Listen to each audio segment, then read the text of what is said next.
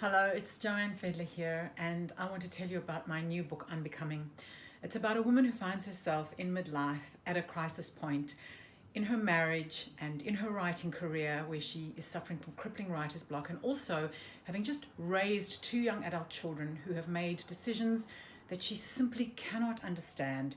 She decides that she needs to take a sabbatical from her life, from her marriage, and she moves to the countryside for 3 months to try and find her feet again.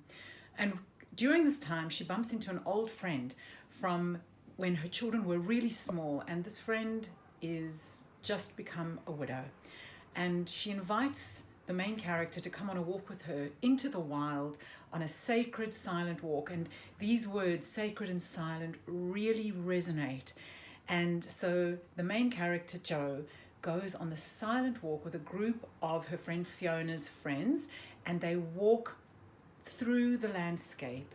And as they get to this place that they're supposed to get to for this overnight under the stars ritual for Fiona's birthday, the silence breaks. And of course, when you get a group of women together, the stories of their lives start to emerge.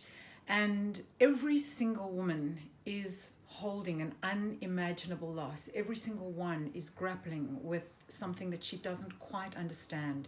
And as they sit around a fire and share their stories, they each find that they have something to gift one another. Each one is navigating the straits of midlife, the griefs, the losses, the regrets that women find themselves in at this point in our lives. And what happens over the course of that night is that they create a sacred circle amongst them in which stories are shared and secrets are given to one another, which enables each woman to then find her way back to herself. And each woman is wondering about the world that she has brought her children into, because of course the world that we brought our children into 20 years ago is not the world that they are inheriting from us. So the sense of a kind of impending loss and impending grief from around us, from the environment, from the earth, sits in the story very closely.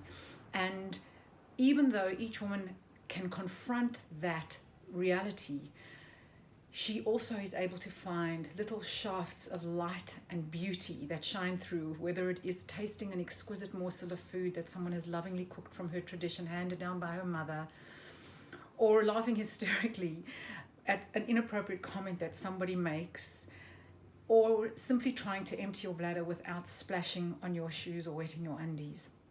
This book is a celebration of women in their midlife and an honoring of every single woman who is navigating this time. I hope you enjoy Unbecoming.